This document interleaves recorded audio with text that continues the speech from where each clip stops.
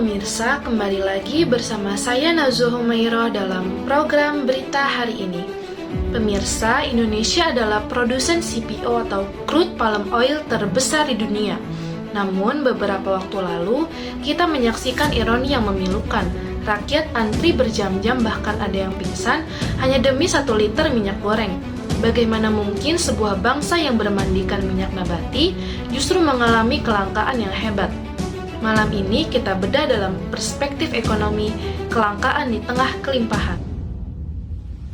Dalam hierarki kebutuhan, minyak goreng adalah komoditas pangan esensial bagi masyarakat Indonesia.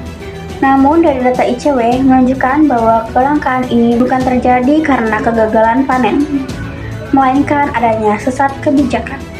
Ketika harga pasar global naik, sumber daya yang seharusnya memenuhi kebutuhan domestik lebih condong dialirkan ke pasar ekspor atau industri biodiesel demi keuntungan yang lebih menggiurkan. Inilah titik di mana kepentingan korporasi berbenturan keras dengan pemenuhan kebutuhan dasar rakyat.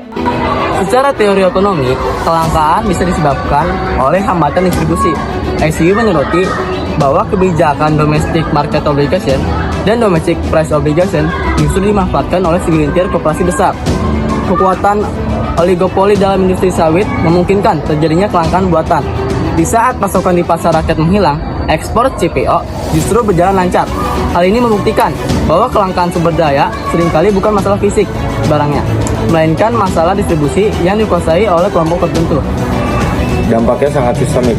Ketika barang kebutuhan pokok langka dan mahal, daya beli masyarakat menurun drastis. UMKM pangan adalah yang paling terdampak. Kelangkaan ini bukan hanya menciptakan antrean, tetapi juga memperlebar jurang ketimpangan. Rakyat kecil dipaksa membayar harga mahal untuk produk yang bahan bakunya tumbuh di tanah mereka sendiri. Sementara korporasi-korporasi besar meraup keuntungan yang berlipat.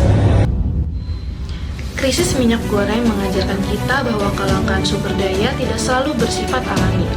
Ia bisa direkayasa oleh kebijakan yang lemah dan dominasi korporasi.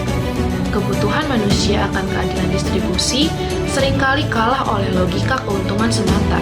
Jika kebijakan tidak segera diperbaiki dengan memihak pada rakyat, maka kekayaan alam kita hanya akan menjadi berkah bagi segelintir orang dan menjadi kutukan bagi banyak orang.